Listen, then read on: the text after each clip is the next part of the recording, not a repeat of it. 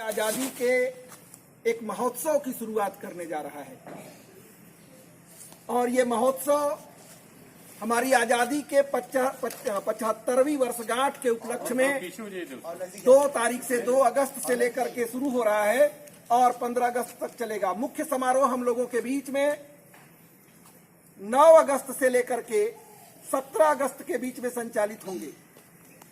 ये तिरंगा जो हमारे देश की आन बान और शान है, फ्लैग नहीं आएगा बना, इसके इतिहास को हम लोग पहले जानेंगे। सर फ्लैग नहीं ये झंडे को बनाने वाले जिस व्यक्ति, महान व्यक्ति का नाम है, उस व्यक्ति का नाम है पिंगली वेंकैया। उन्होंने 22 जुलाई 1947 को इस झंडे का मूल प्रारूप, जिसमें ऊपर का भाग 1/3 केसरिया, नीचे का हरा, बीच में सफेद और बीच में चक्र जिसमें 24 तीलियां हैं, इसकी परिकल्पना की थी। लेकिन यह पहली बार नहीं था कि पहली बार तिरंगा अस्तित्व में आया। पेरिस में भीखाजी कामा ने 1917 में ही पहली बार तिरंगा फहराया था।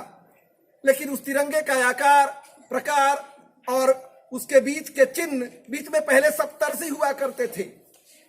बाद में झंडे में परिवर्तन किया गया और 3 पट्टियों के बदले 7 पट्टियां बनाई गई, जिसमें 3 हरी और 4 केसरिया हुआ करती थी।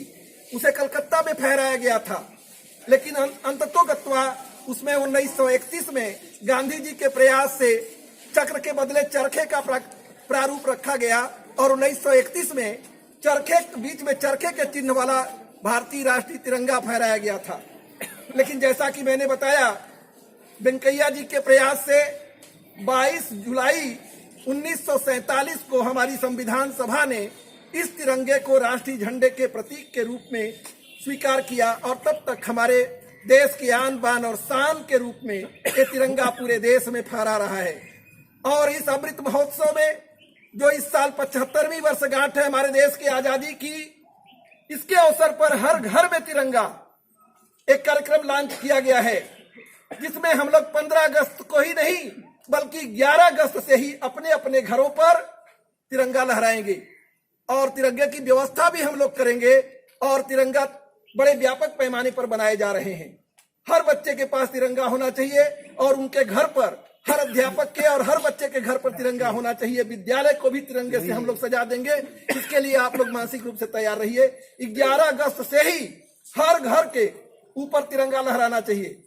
तो इसके लिए झंडे की खरीद के लिए व्यवस्था करने की भी कोशिश की जा रही है। इसमें आपका भी सहयोग अपेक्षित है और हम लोग हर बच्चा एक तिरंगे के साथ होगा 15 अगस्त को और उनके घर पर भी तिरंगा लहराएगा। और ये बात आई क्यों सामने?